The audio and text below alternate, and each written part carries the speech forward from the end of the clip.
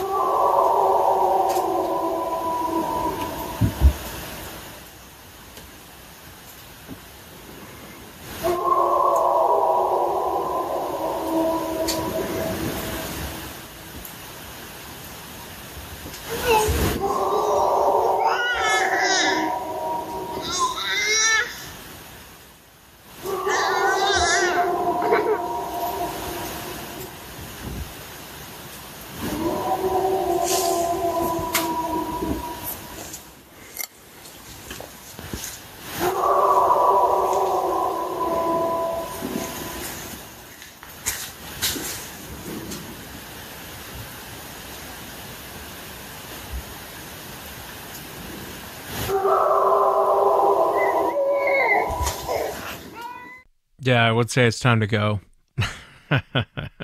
Welcome to the show, everyone. Thanks for being here tonight. Got a great show planned for you tonight. We'll be talking to Amanda. And Amanda comes to us from Texas. And she actually did a lot of work with the forestry department working on trails and had a very strange encounter. And then we'll be talking to Colton. Colton comes to us. He actually had an encounter in Colorado and he had one in Idaho. And I've talked to Colton a lot over the last week. His family is big game hunters. They've been to South Africa, Australia. They're really into hunting. And he ended up shooting one of these creatures. Very fascinating encounter. If you've had an encounter and you'd like to be on the show, shoot me an email. My email address is wes@sasquatchchronicles.com. And if you get a chance, check out sasquatchchronicles.com. You can become a member and get additional shows. Let's jump into it tonight. I want to welcome Amanda to the show. Amanda, thanks for coming on. Thanks. Yeah. Thanks for having me, Wes. Yeah, I appreciate you being here. And I know you had an encounter down there in Texas. If you would, just kind of start from the beginning, kind of tell us what you were doing and walk us into what happened, if you would. Okay. The first incident happened, it was in 2008. It was late in 2008. It was right after Hurricane Ike hit. And I had been doing a lot of trail maintenance and stuff like that with the Forest Service and some of the conservation groups like Sierra Club and a few of the other ones that would, they would come up from Houston and we would do work, in maintaining the trails and stuff. And this particular day, being that it was after the hurricane, there had been a lot of deadfall. So the Forest Service came around and kind of, roped off all of the hiking trails. They didn't want anybody in because they were afraid that, maybe they would stuff would fall and somebody would be injured. So they wasn't letting anyone on the trails. So I had gotten a call from the Sierra Club group down in Houston, and I lived local. This took place on a national forest here in Texas, and they had, requested me to go out since I was, right there and everything. So I had made a phone call over to the district office on this forest and requested permission to go out. And I had taken a friend with me so that I wasn't in the woods alone. And we got to the trailhead, and of course, they had orange tape and everything around it. So it was one of my good friends. It was just she and I, and she's not real wood savvy. She's kind of a hippie, and she's not real situationally aware. And she relied on me for a lot of things. When it comes to being in the woods, she would rely on me to build the fire or make our food or whatever. She would help, but she wasn't very wood smart. But I took her with me. She hiked with me quite a bit, and everything. And we pulled up at the trailhead and, unpacked and everything. Of course, we were just carrying backpacks, and we were just going to go assess the situation and come back and give a report on, the quality of the trails, if trees had fallen down or what have you. And about 1.5 miles, 2 miles into this particular section, there's a big bridge that arcs up over a bayou, but the bayou is not very deep. Only if we get a lot of heavy rains does it start flowing pretty heavy. And that was usually our just stop and catch a break spot, smoke a cigarette, whatever.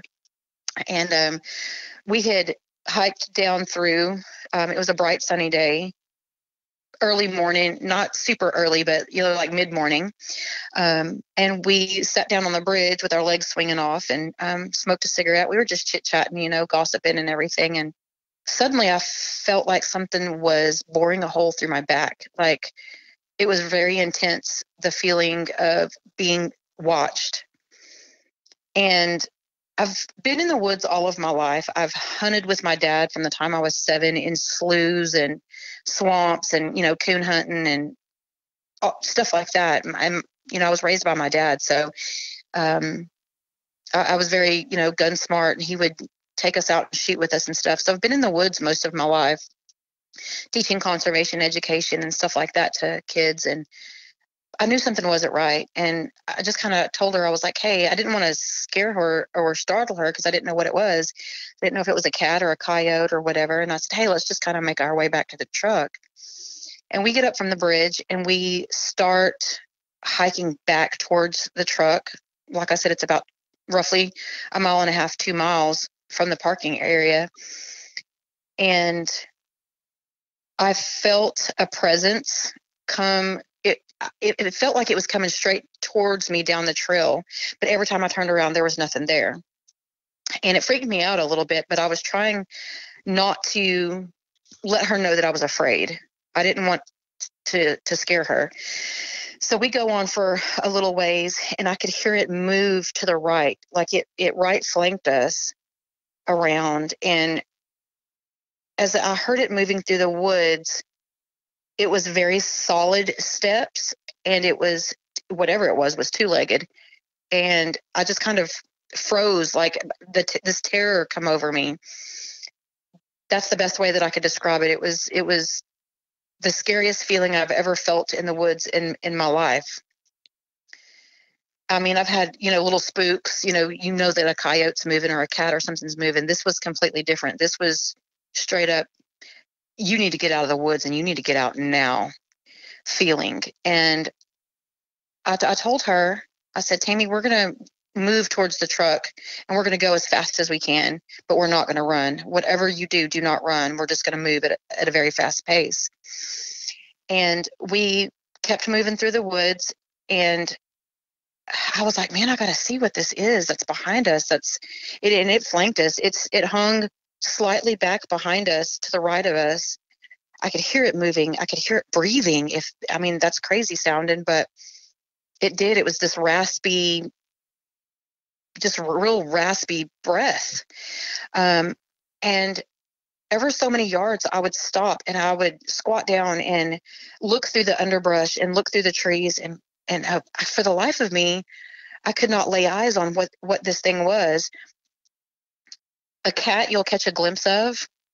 It'll pause a little bit after you stop. You'll catch a glimpse of a coyote or movement.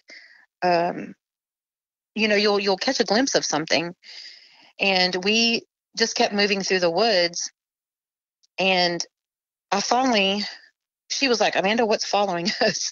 And I was like, I don't know. Let's go, but let's just keep moving. And we got about, I don't know, we were probably, I'm guessing, about 100 yards from the truck. And I was like, you know what? I want you to go ahead of me, but don't lose sight of me. Go as far as you can from me, and I'm going to stop. I was thinking I was going to outsmart this thing, and I stopped, and she kept moving. And whenever I stopped, I squatted down and just kind of made myself as small as I possibly could. And whenever I stopped, it stopped. And she kept moving, and it stayed. Whenever I stopped, it stayed until I stood up and began moving again. It's almost like it was intelligent enough to figure out that, I was the one that was trying to figure out what was tracking us. And at that point, I was like, okay, this thing's smart. Whatever this is not something I've dealt with in the past. And we booked it just as fast as we could to the truck. I mean, I was behind her, driving her. Literally, we were moving pretty quick, but we weren't running. And we got to the truck, and the fear was so strong that I could not get into the truck and get the truck door shut behind me fast enough. And whenever I got inside the truck, I was shaking. My body was shaking. I was so scared. And she had asked me, she said, what was that? And I was like, I have no idea. Um, I never laid eyes on anything. It was the craziest thing. I'd never ever experienced something like that in the woods before.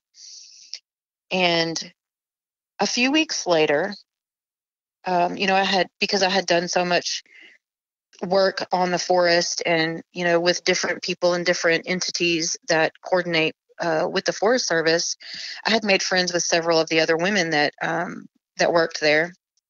I don't want to share their names or anything, just because I know they Yeah. work for a government entity, And you don't have to. Yeah. I right? understand. Um, and I didn't tell anybody. I was so afraid to tell anybody that, people would be like, Amanda, you fell off the deep end. You finally cracked. But I didn't say anything, and she didn't bring it up. I mean, she and I had talked about it amongst ourselves once or twice. Like, what, we had a little bit of a discussion of what it could have possibly been. And at the time, Bigfoot never, Sasquatch never ever crossed my mind. Well, a few weeks later, there's still nobody in the woods. They're not letting anybody on the trails or anything. And two of the ladies that I knew that worked for the Forest Service had gone out about, I'm guessing it was about 5 miles through the woods, because I've hiked all the way through over to that other location numerous times. But they had walked over, um, had pulled up at another area that I've hiked numerous times. Um, it's a very beautiful scenic area, but they had gone over there and they had gone in to the woods. They were checking the trails too. It's deep in the woods, but it's a frequented area just because it's so scenic. Um, it's deep woods, and it's got creeks and a lot of water running through it. Several waterways that intersect through there. And I've seen big cat prints over there. But it's been, years and years since I'd seen those prints. And the two ladies had almost the same exact experience. They had hiked in about 2 miles, and they're in the woods a lot with timbering and stuff like that, so they're very, very on their awares. And something started following them, and in that section of woods there's quite a bit more gaps in the trees. There's not as much. There's still underbrush, but there's not as much underbrush. And the lady that I was closest to, she had called me in a panic, and she was like, nobody's going to believe me, but I know that you're going to believe me. And she described the exact same situation. They had been followed. They knew they were being followed. They got flanked around to the right side. Oddly, it wasn't to the left. I don't know if there's some kind of significance there, or maybe if that's just the part of the woods that was the safest to be in. But they had been flanked just like that. And she said they had gotten about, I don't know, 75 or 100 yards from the parking area, which it's just a big dirt patch. It's a good ways back off into the woods, and there's just a big dirt patch where everybody parks. And she said something was growling at them, and she said it's terrified them because the growl was unlike anything that they had ever heard. She said this was not a cat, this was not a coyote, this was not any kind of animal she'd ever heard. She said if you think of a large person, when a large person like kind of clears their throat, like that sound, like it's way deep down in your throat and in your chest. She said that's the noise that it was. And she said it scared them so bad. She said, but we knew better than to run. She said something in us kept telling us, do not run, do not run.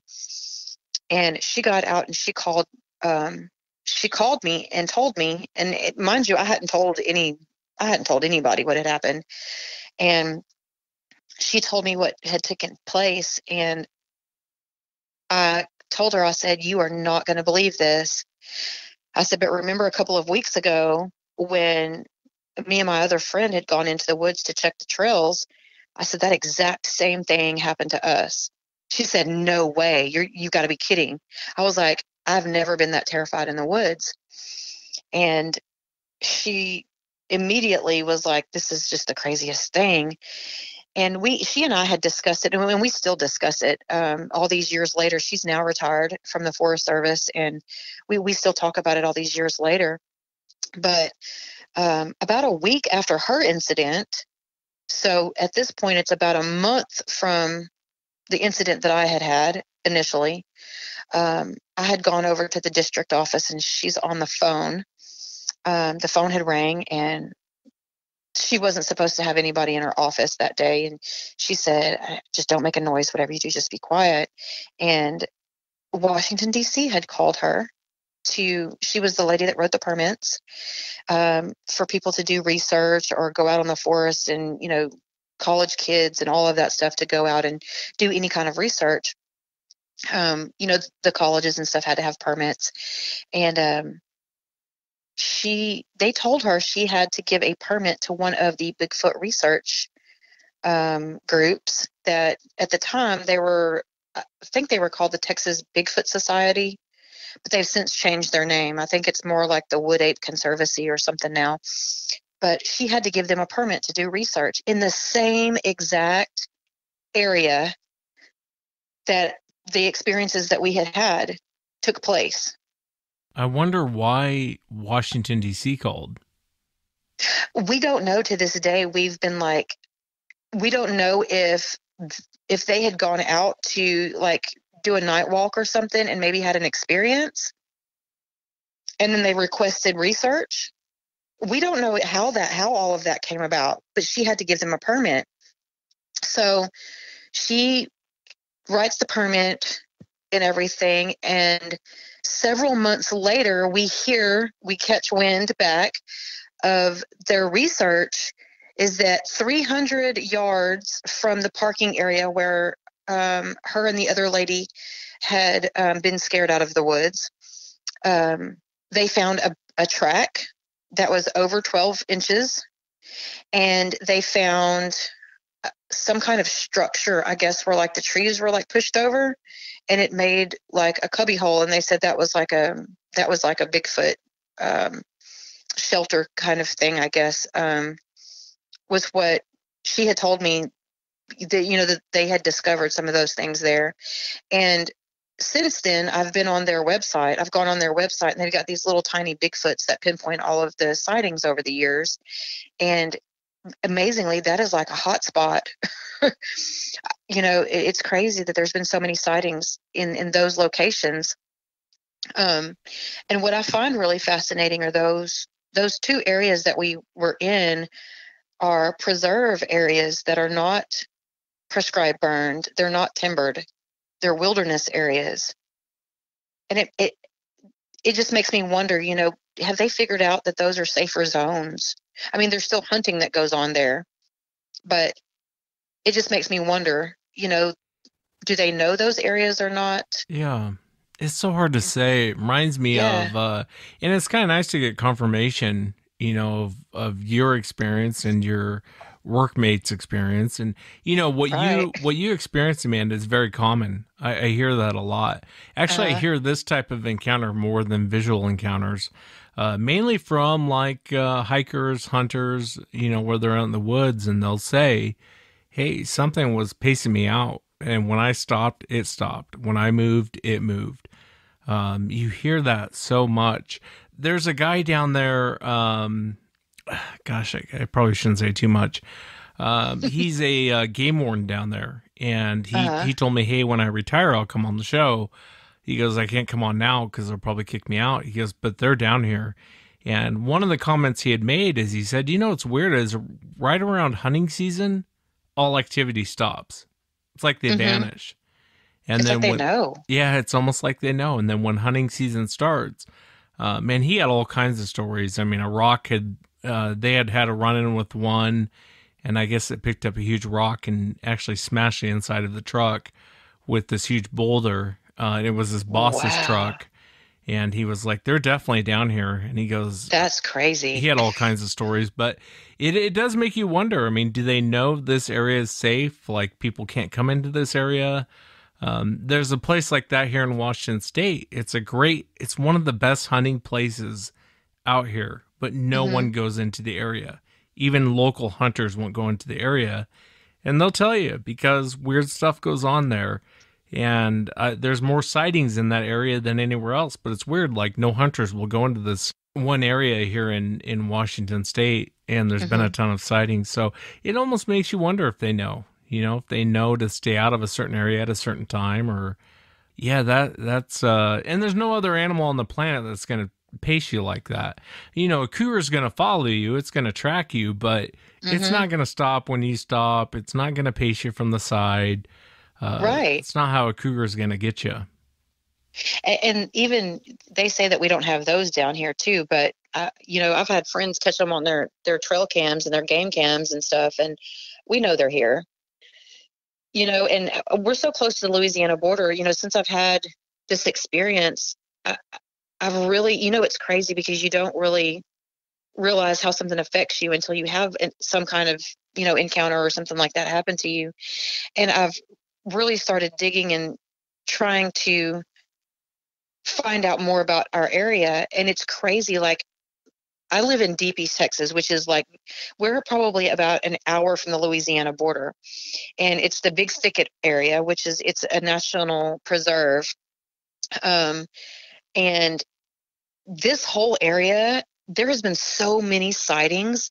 Like, I did not realize the extent of the sightings, and there some of them take place in some very concentrated areas of houses and subdivisions and stuff like that. And it's really blown my mind. So before this incident, I've always been a gun advocate, but I never really carried. I was a hiker. What did I need to carry for? And now, I won't go in the woods without a weapon on me. No way. There's no way. Let me ask you, what do you make of that fear that comes over you? And I know what you're talking about when you say that, but what's your You take on know, that? Because there's not too many animals out there. Listen, I was a hunter, and I can't think, and mhm, I've been around many predators, but I've never. It's a different type of weird fear. it is. Being in the woods my entire life, and I navigate real well. I go off trail often, especially if I'm by myself. If I'm with a group of people, I have a tendency to stay more on the trail.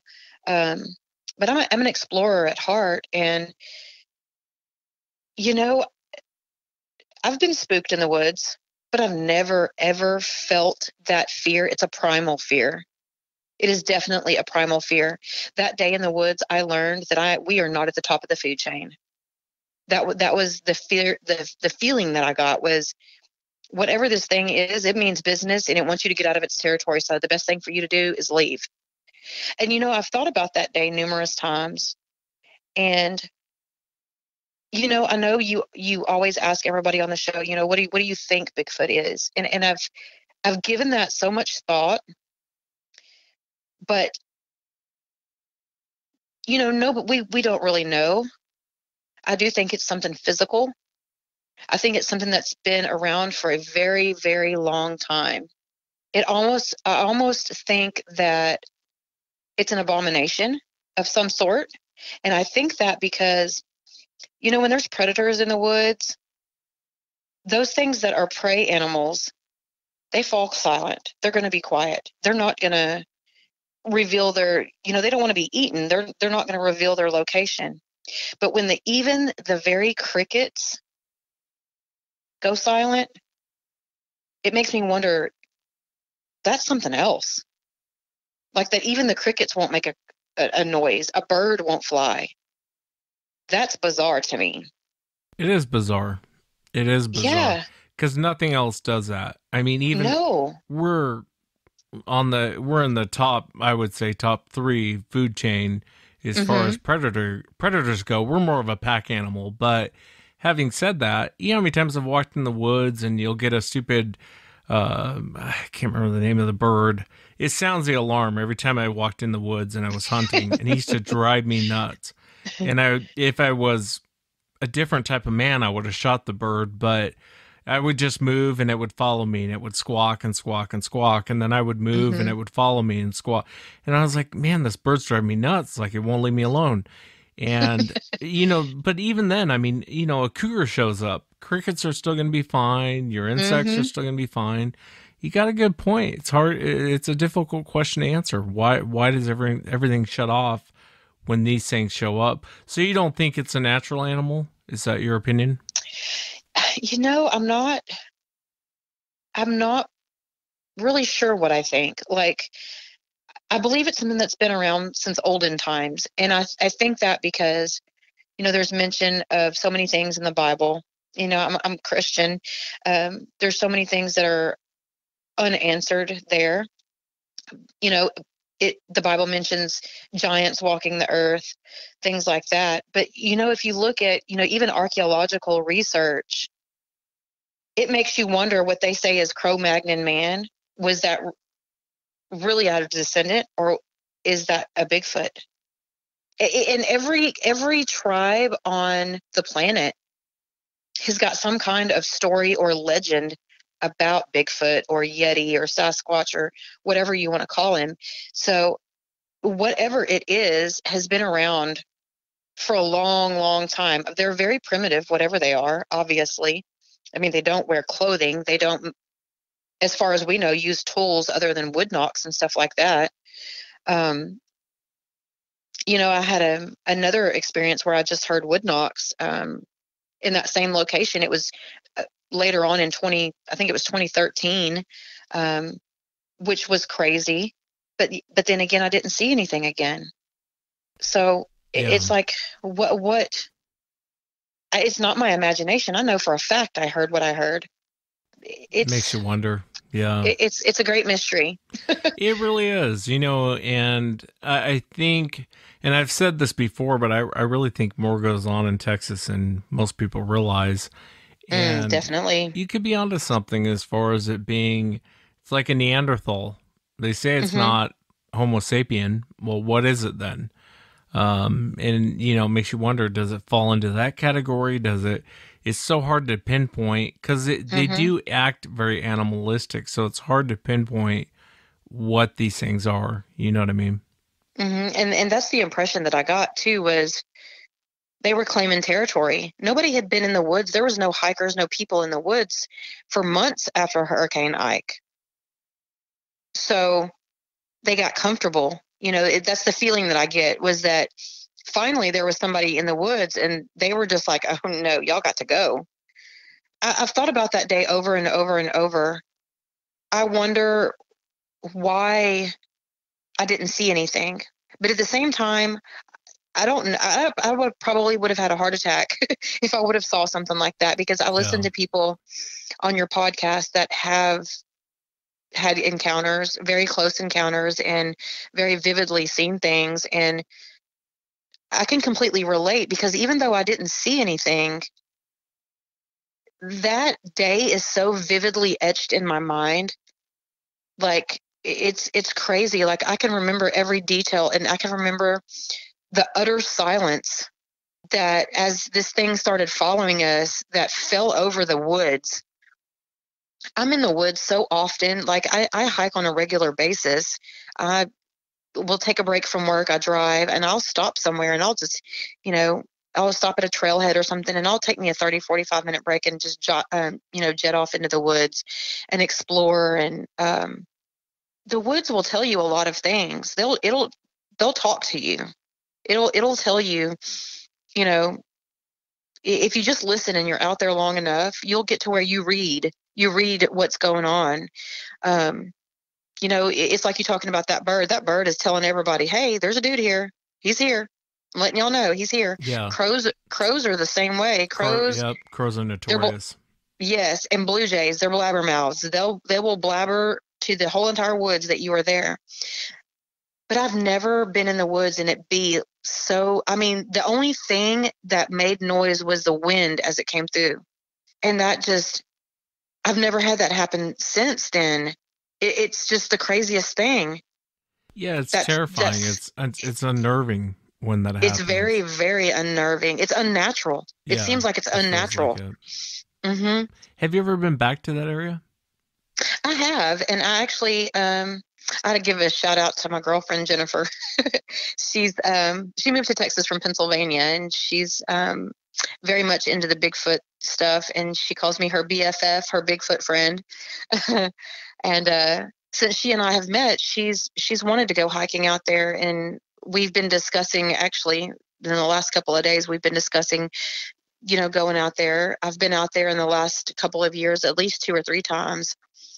Um, Usually it's just me and another girlfriend. Sometimes it's a couple of people, but normally there's just two of us. And I've never had anything like that happen again. Well, be safe while you're out there, if you decide to go. And I like that you took someone with you. I think Hmm. you get a different type of encounter when you're by yourself than when you're with someone for whatever reason. Not that another person's really going to stop this thing from doing whatever it wants to do, but Right. I do think you get a different reaction from them as opposed to being by yourself. And you have to let me know if anything else happens out there, will you? Oh, I will definitely keep you posted. Definitely. Yeah, and I appreciate you coming on, Amanda, and sharing your encounter. Well, thanks for what you do, Wes. You really give, these, there's so many of us out here that have had these things, and us being able to give a voice to those experiences and somebody believe us and hear us out, it's such a blessing. It's literally like therapy. I appreciate it. I appreciate saying that. Thank you again. Thank you. Well, I want to welcome Colton to the show. Colton, thanks for coming on. Thanks, Wes. I appreciate you letting me come on and talk. Yeah, I appreciate you being here. And I know you had two encounters. The first one in Colorado. If you would, Colton, just kind of start from the beginning and walk us into what happened. What did you see? My sophomore year of high school, my dad got a job running Aspen Valley Hospital in Aspen, Colorado.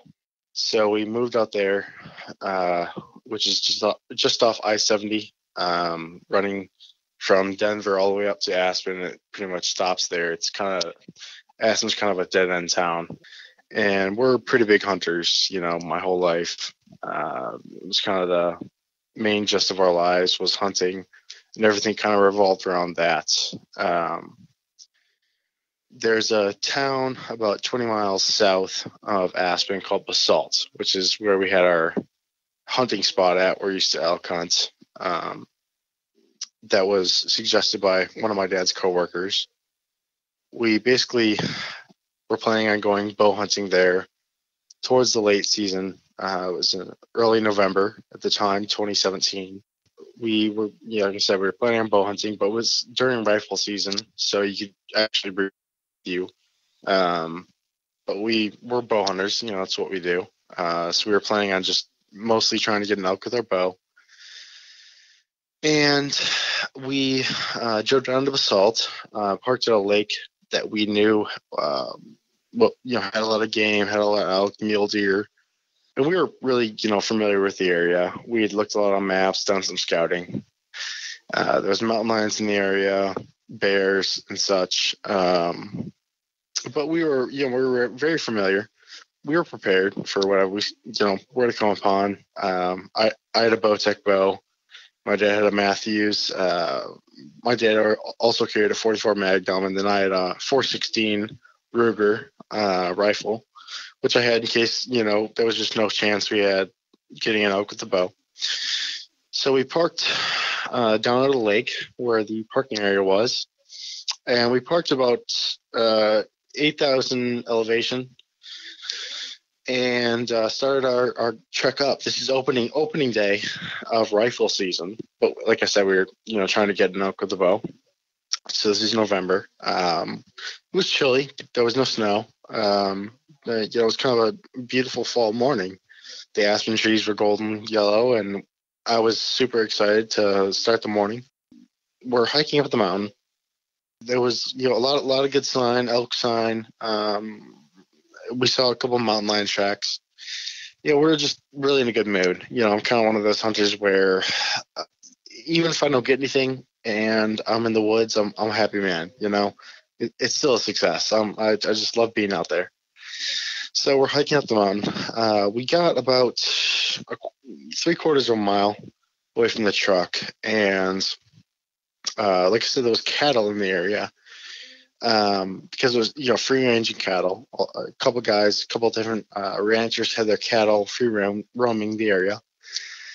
And as we were hiking up the mountain, putting off calls and such, we saw some elk way up higher than us on a peak just adjacent to us on the left, probably another probably about 900 yards away, way up on a peak. And we stopped, and we were kind of making a plan of how we could possibly get up there. We had to cross a creek, actually more like a river.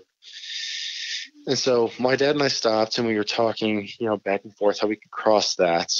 And as we did, I just glanced up and saw a flash of black hair, like a movement. As we looked up and saw that, my initial reaction was that it was a cow, because there was free ranging Angus cattle, which are jet black. So that was my first reaction, but something just kind of seemed off. And as I was telling you before, Wes, I kind of got that feeling, where people say they got the hair standing up in the back of their neck. I just felt very freaked out, very suddenly. I kind of just dropped my bow and threw up the rifle. And as I did, I'm looking through the scope, and this thing, for lack of a better term, started kind of peeking its face around an aspen tree, and stepped out and started walking to my right, its left, up over the crest of a bench in the mountain. It was about 60 yards away. At the time, I thought it was further, but it walked right over this bench, and I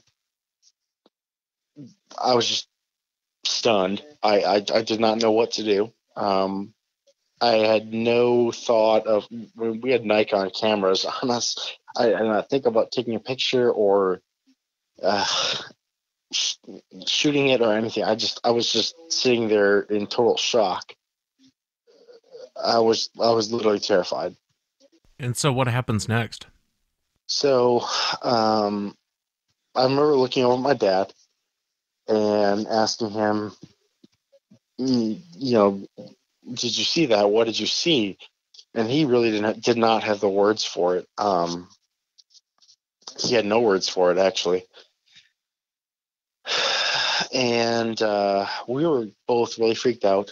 And I said, well, let's just, let's go home. Let's get breakfast and go home. I don't want to continue on this path. There was one little goat path up the mountain. I mean, I call it a goat path, but it was like, just a little treaded down game trail. So we walked back down to the truck, and as I'm walking back down, Colorado gets cold, not real cold, but it gets cold, and I'm feeling the breeze on me, and I'm realizing I am very cold in my lower extremities, and at that time I realized, wow, I urinated on myself, um, which I was just that freaked out. And so we get back down to the truck and get the guns loaded up and get everything situated. And I looked over at my dad,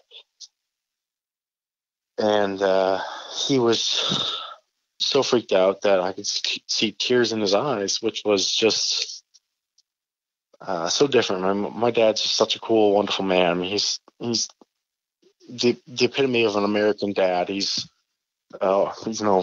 great dad, good businessman, hard worker, loves hunting. I've seen my dad cry twice, and those were both at funerals.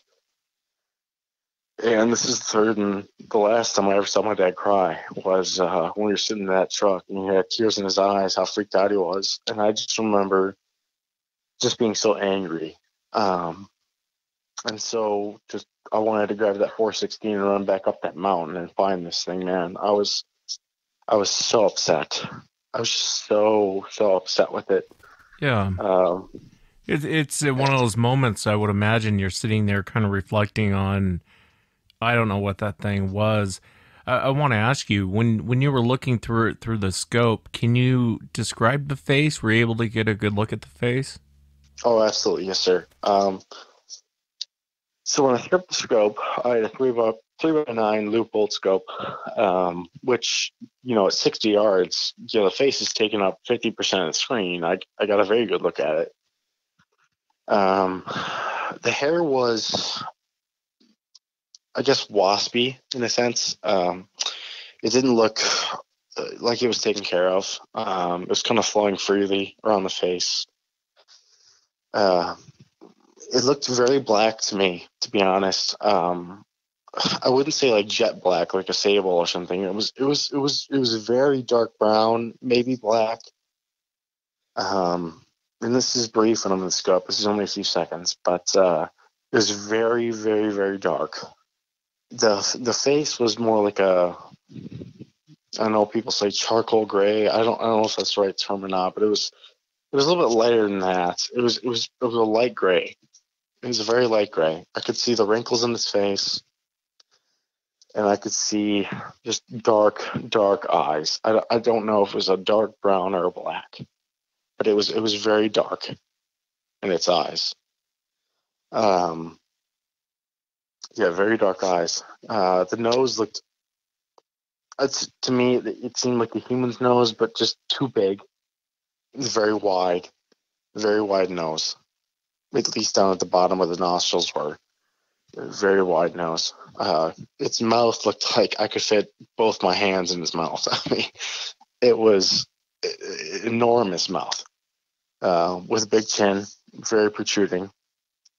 I wouldn't say it looked human-like at all. That's my personal opinion. From what I saw, nothing about this thing said human. I mean, when I looked through the scope and I saw it, it looked 100% animal to me. I wouldn't even say ape. It was just something totally different from what I saw. I wouldn't say it looked like a gorilla. I would not say it looked like a human. It was something totally different. Did the facial expressions change at all? When I threw the scope up and it walked around that aspen, it looked straight at me. At first, I thought it did not see us, but when I threw that scope up and it walked up from behind the aspen and looked at us, it opened its mouth, but in no way, shape, or form did it seem aggressive. It seemed like a oh crap look on its face. It opened its mouth almost like a human would gasp, like when you see something that you don't want to see. It was like a gasp, and it's look. It was like a oh crap look, and that's when it started walking away. Did you ever talk to your dad? I know there's another encounter we're going to talk about, but regarding this incident, did you and your dad ever talk about it again after this? We did. It was months later. One night, I woke up at about 2 a.m. to clanking outside, And we went to the living room. I went to the living room, and like I said, I'm in high school. My parents weren't awake, and looked outside, and there was nothing out there in our backyard. But when we woke up in the morning, our grill had been torn off from the gas and flipped upside down, and the innards had been ripped out. And it was obviously a black bear. It was not anything else than that. It was definitely a black bear. But my dad jokingly said, what if it was what we saw that day, down in Basalt? And I got real serious, and I was like, what did we see that day? He really had no answer. And I said, and what if we saw, Sasquatch? Because that's really the only term I could put two and two together. And he said, well, maybe we did. I don't know, but it's never been a thing where we talk about it where it's like, confirmed. Yeah, no, I understand. Well, this wasn't the only incident that happened. What was it? A couple of years later, you guys had another run-in. Do you mind telling us about that? That wasn't in Colorado, right? That was in No, Idaho? that was in Idaho. Yes, sir. So the next fall, 1 year later, we were in the Frank Church Wilderness area, which is up in Idaho, northern Idaho, which borders Montana. And we Frank Church Wilderness area. It's like it's a huge national park. You cannot take vehicles in there at all. There's no side by sides, no ATVs. You had to go on horseback. So I was living in Wisconsin at the time, and me, my dad, and 12 other men wanted to go back in there and go elk hunting. We went back in there, way up into the Frank Church Wilderness area. There was, a ton of elk in there, Shiras moose, black bears, all sorts of wonderful game. It was just such a beautiful area. I mean, it was just so cool. It was a great time of the year. We were rifle hunting, again, in November. I don't remember the exact date, but it was in November. When we got in there, I just remember being so ecstatic about the hunts. But this is a place, Wes, where you can stay for 2 or 3 months and you are not going to run into anyone. I mean, it is in the middle of absolutely nowhere. Like, there's no vehicles, nothing. Like, there's nobody there. It is a huge area. I actually looked it up. I think it's like the second biggest national park in America. I mean, it's massive, massive. So we're staying in there. Just pumped to be there. It was a 7-day hunt. And on day 2, my dad got an elk, which was just so cool. Long story short, my dad ended up shooting this elk, throwing it, on the back of his horse. And when he hopped onto his horse, as many of the people who know horses out there, you loosen your saddle when you leave your horse, and then you're supposed to tighten it before you get back on. Well, my dad kind of forgot to do that. And when he jumped back up on his horse, his saddle slipped, and the horse's knee came up and hit my dad's knee and sent his patella tendon, totally just ruined it, and his kneecap came up onto his thigh. So he pushed his knee. My dad, being a hospital guy, goes, "Oh, I've dislocated my kneecap." So he pushes his kneecap down where it's supposed to be. Let's go, and it comes right back up in the middle of his thigh. So, he's pretty messed up. He radioed me. I came over with my horse, took him back down to camp.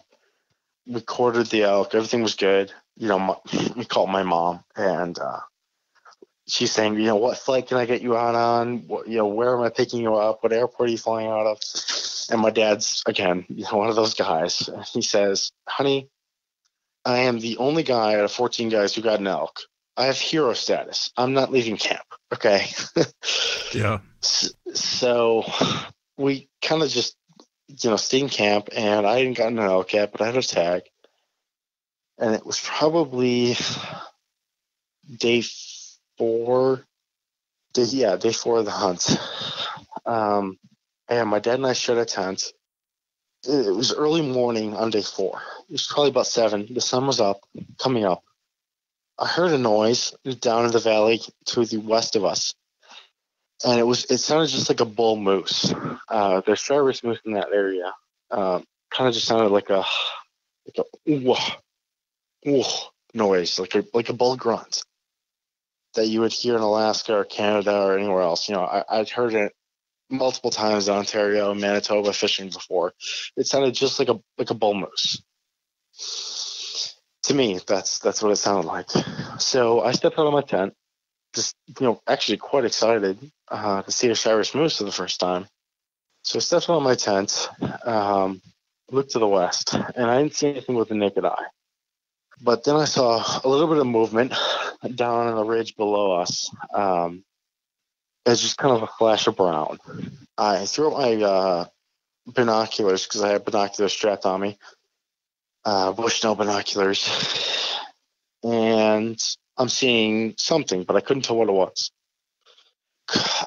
My binoculars, the Bushnells, were not very powerful, so I went and grabbed my gun. I had an over and under gun, custom built, over and under barrel that I had built myself with a 30-06 on bottom and a 220 Swift on top. So I threw that gun up, which had a much more powerful optic on it. There's a vortex scope.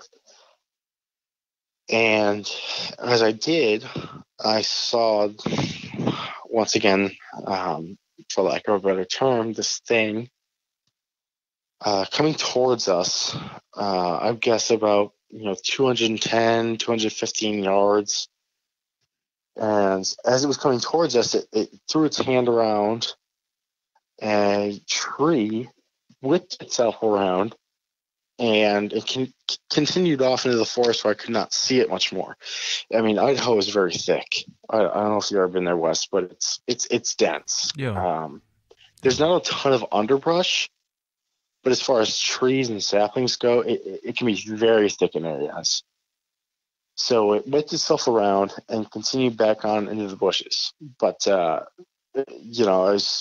got a decent look at the front side of it, but it was only about a second and a half, maybe 2 seconds. So when it did that and it whipped itself around, I realized what I was seeing. I realized that it was pretty much, besides the color, exactly what I saw a year prior in Colorado. And I know I'm going to probably piss a lot of people off with the story, but I made the decision at that time that, I was going to fire my rifle. Now, I've worked in 6 countries in Africa for a company called G's Visa Safaris. I shot Cape buffalo. I shot a lion. I shot a leopard. I mean, I've been in the worst of worst situations. And I do not let clients that I would guide myself shoot at dangerous animals above 100 yards. Just a personal thing I just don't do. But I was pretty confident with a good rest shooting a gun that I built. I felt confident with the shot, and I knew exactly what I was seeing through my scope. And I squeezed off the first round. It's a single trigger over and under, so you have to squeeze off the first round and then shoot the second round. So I shot the 220 Swift into what would have been the left shoulder blade of this thing, and I could see the dust come off the shoulder blade, the back. No reaction whatsoever. There was just nothing. It didn't change pace. It didn't run. It didn't scream. Nothing. And when you squeeze off that first shot with a single trigger over and under rifle, the second round's ready to go. So I immediately tried to drop the crosshairs onto where the spine would be. Squeezed off another shot, and I missed again. This time, just up and to the right, just barely, but right into where the back strap or loin would be. And that's when it started to pick up speed because that 30-06 round was a little bit heavier, And let me back up a little bit. Right before I did that, the animal turned a bit, sort of like a 30-degree turn. Right before I squeezed off that second shot, and I hit it, like I said, just right to where the spine would be. But I could tell it would, it was a vital shot. I wasn't just shooting at a bulk. I was shooting to kill this thing. So I knew it was a pretty vital shot. That the 30-06 should at least travel through, some sort of cavity, even on a big animal, even on a buffalo or rhino, whatever. That round should at least penetrate to one of the lungs. I don't care how big the animal is. With the ballistics I was shooting with, it should have traveled into the chest cavity. And it kind of right after I fired that second shot, it kind of disappeared into the undergrowth and the saplings and the aspens. And we went down there, me and my father and two other guys from our group. One was a county sheriff, a guy from Wisconsin that we were really good friends with, but just an amazing guy. So we go back down there. This is about 30 minutes later. We go down there on foot, and we were like, there's got to be blood or something, because, I definitely hit it. And like I said, there was 14 of us total. Everyone saw this thing. It was not just me. It was not just my dad. We weren't smoking anything, drinking anything. I mean, this is early in the morning. This is like 6:20 in the morning. So we go down there, and we're looking for blood. We see little tiny droplets of blood down on the leaves that have fallen, but it wasn't right away. It was it wasn't the exact location where I shot the thing. It was actually about 30 feet, so over 10 yards from where I initially had shot the thing, back into the alders. But what I did see was blood sprayed on the aspen trees, about 8 to 8.5 feet off the ground. Like I said, I did not measure it, but it was definitely. I mean, I'm a big guy, Wes. I'm 6'5", I'm 235. I played college basketball. It was much taller than me. I would say 8 to 8.5 feet, probably about 2 feet taller than I am. And there was blood sprayed in the trees, and I believe it came out of its mouth, because I really think that 30-06 round penetrated into the lungs. And I think that when that round hit his lungs, or its lungs, I don't know if it was male or female, I think when that round went into its lungs, it started coughing up blood. And it was too far away for me to hear that, but that's what I think. And that's why I think that blood is so high up, is that it started hacking out blood onto the trees as it moved away from me. Did the blood trail kind of end, or were we able to find the creature? We trailed it for about 100 yards, just finding little bits and pieces of blood, nothing else. But we were never able to find it. I don't know what happened, but we were never able to come upon it or find it. We tried so hard. We spent the next 2 days, like I said, 14 guys who are pretty darn good at what they do, trying to find where this thing went and what it did. And we were never really able to find it. I mean, we saw, brush moved aside, little bits of dirt moved aside. We tried so hard. I never saw any broken branches or anything like that. I did not see anything like that. But just approaching it from a hunter standpoint, we never saw anything, leading to where this thing could be. The next 2 days, we scoured the side of that ridge, and we never really did find it. And as I told you on the phone before, Wes, my thought process is it was unseasonably warm at that time of year in Idaho. We were looking at temperatures in the high 70s, which was just so weird for gun season in Idaho. Usually it's much colder than that. And I related to a story in Africa I had where I shot a blesbuck, and the blood dried on it before it was able to drop to the ground. I think the blood dried in this thing's hair before it went to the ground. Does that make sense? I think that the coagulation and the skin plugged up the hole enough that the bit of blood that came out dried before it dropped down into the dirt. And I think that's why we were honestly never really able to trail it much more.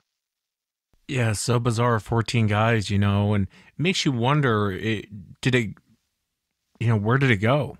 You know what I mean? Yeah. Oh, absolutely, yeah.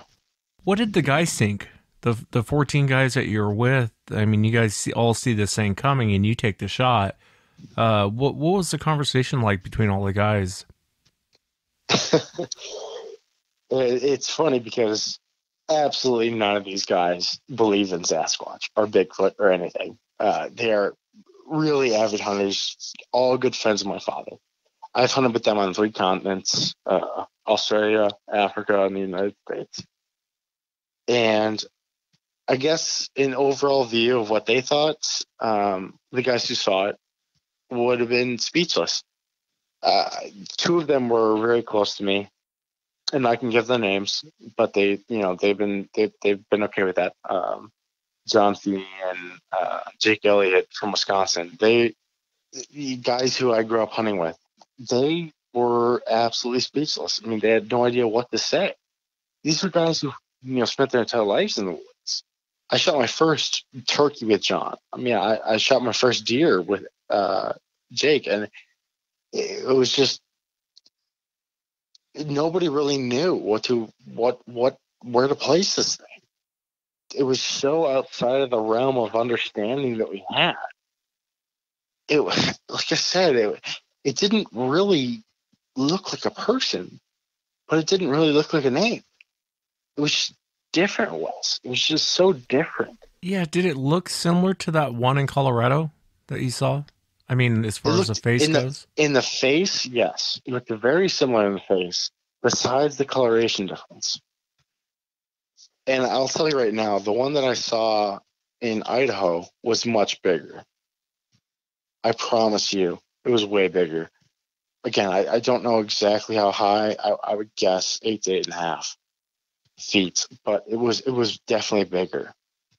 And I've listened to your show a couple of times, and I've heard that encounter with Les Stroud, where he talks about the mountain lion that he saw, and how he said, I'm 175 pounds, mountain lion, you better think twice. Well, when I was younger, I spent a couple summers up in Alaska hunting and doing some prospecting and just things like that. And I bumped into a black bear. And it was a small black bear. It was about 350 pounds. And all I had was a knife. I had no gun at all. But by that time, I was already big. I was about, 6'3", 220. And I love how Les says, you better make this jump count. Because I literally said that to that black bear. Like, buddy, you better make this charge count, dude. Like, I'm a big guy. You better make this count. So I'm not really scared of stuff in the woods. I don't get scared. I've been charged by Cape Buffalo. I've been charged by a leopard. I saw a guy get taken off the back of a pickup truck by a leopard when I worked in Africa. I was never scared. No, I get it. But I was never scared. Can I ask you, when this thing was coming, what made you shoot? Fear. Just straight fear. Fear, and I guess probably, if I'm honest, a little bit of that first encounter coming up, where I reluctantly did not shoot. I had a 416 in the first encounter. I had a gun that would definitely 100% kill this thing on the spot, and I didn't shoot. So probably fear and reluctance, being upset with myself for not shooting in the first place at the first encounter. Yeah, I get it. I get what you're saying. I mean, hey, I have no problem with someone shooting these things. I know a lot of people in the audience do, but I don't. Oh, I know I'm going to piss people off. I'm sorry. Yeah, no, and hey, I mean, everyone handles it differently, and this thing's coming. Do you think the creature knew you guys were there when it was kind of coming your direction? I 100% believe that it knew we were there. I think that's why I vocalized. I don't know if it was vocalizing to someone else or a different creature somewhere behind us. I have no idea, Wes. I don't know. But I only saw the 2. In the situation, I only saw the 1. So I don't know what it was doing, but I definitely do believe it knew we were there for sure. Yeah, what do you think that they are? I mean, you got to look at 2 of these things. I know you don't think they're human. You don't think they're apes. I mean, what What's your honest opinion? Do you think it's a natural animal we haven't caught up with? Yeah. I don't know. I think in a way they are something that we haven't discovered yet. I don't think they're human. I don't think they're a gorilla. I think they are some sort of primate. And again, I know I'm going to piss people off, and I'm sorry for the people who get upset with that, but I think there's some sort of primate we haven't really figured out yet. I think they're smart, but I don't think they're that smart. I don't think they have the intelligence level of us. And I could be wrong. By all means, I could be wrong. But that's my opinion. When I looked at the face of the first one, which is really the one that I got the best look at, it was truly a oh shit look. Excuse my language. Sorry, Wes. But it was an oh shit look. Like, this guy's pointing a gun at me. So for sure they're smart. They're not, overly smart. I don't think they're extraterrestrial or spiritual or anything like that. I think they're a, subspecies in the sense of an ape or a primate that is just extremely, extremely rare and extremely, extremely hidden. I mean, there's so many species out there that people don't even understand. Just in North America, there's 29 subspecies of animals. I mean, it's called the Super Slam to harvest all of them as a hunter. There's 29 North American species. You ask your average guy in the street how many North American animals there are, he's probably going to say 8, 10, maybe 15. People don't really realize how many animals are out there, how many mammals are out there. I mean, it's a lot. There's, 5 species of caribou, 3 species of moose, 5 species of bear, 5 species of deer, just in North America. So maybe just something out there we haven't quite caught up with. Did this affect you, though, as far as going hunting anymore? I know hunting, you grew up and it's a big thing with you and your family. Did it ever affect you on going back out? Honest to God, Wes, I have not gone hunting since the Idaho incident at all. I have not gone hunting since then. I haven't been hunting one time. And I like I talked about on the phone with you, that Colorado incident, for about 3 weeks, I could not eat, I could not sleep. Like I said on the phone, I mean, I hope I get this across to the people, but it was kind of like a horrible breakup. I could not eat, I could not sleep, I couldn't even function. It was all I thought about. And it just really freaked me out. And I got over that. And the Idaho incident freaked me out even more because I pulled the trigger. And that really freaked me out. I'm starting to get over it now. I live in Texas now, and actually not far from where your buddies in Texas live. But I live in Texas now, and I'm starting to get over it for the most part, and go back out there. Actually, I have an axis deer hunt planned 2 weeks from now, so I'm getting back out there, and I'm doing well. Yeah, but that's good. That's good though. You need to get back out there, and because it steals that from people. It steals the love of being out hunting, the love of being out in the wilderness. And I understand what you mean. I'm shocked that you haven't been back out since because of, you and I have talked on the phone. I know hunting is a really big deal with you and your family, and the fact that it affected you that much. Do you think if you went back in time, you would have still pulled the trigger? If I could have gone back in time, I would have brought a bigger gun. That's the best way I can put it, man. I hear you. I know it's going to tick people off, and I'm sorry. But if I could have gone back in time, I would have had that 416 with me, and I would have put a bullet in its forehead. I know that's going to piss people off, Wes. I'm sorry, but no, it's fine. I mean, everyone has their own view in their own opinion, so no one can give you crap for it. And we don't know enough about this thing. And for the people out there who get upset, I can't wait for the day when if the government would allow it, for a hunter to drag one of these things out with a bullet in its head. It'd be the best day of my life. Honestly, it'd be the best day of my life to finally prove it. And I think that's what it's going to take to prove that these things are out there. You're not going to do it through video. You're not going to do it through what I'm doing. You're not going to do it through audio.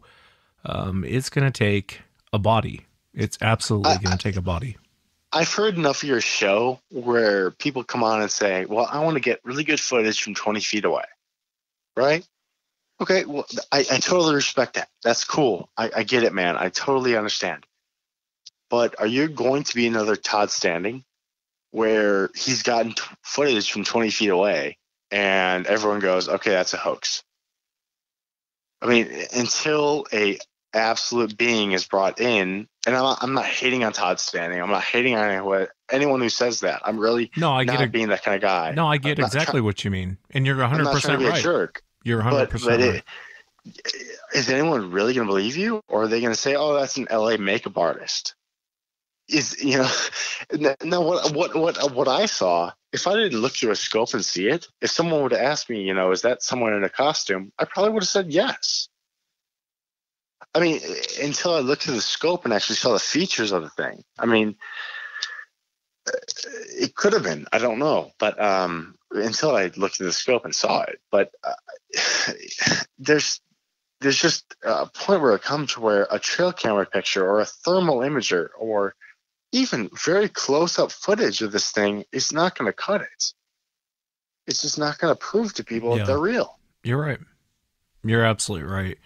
And, it's a shame and that we can't prove it that way, that it does take a body. It is going to take a body. And you're 100% right. If the video's too good, it's a fake. If it's not good enough, it's a blob squatch. Well, it's like, well, what do you want? You know what I mean? I mean, we have the Patterson-Gimlin film.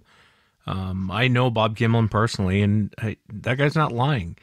And some people say, well, Roger hoaxed Bob, and it was a guy in a suit. Well, seems kind of weird that Roger would hand Bob the gun and tell him to cover him if it was all one big prank on Bob.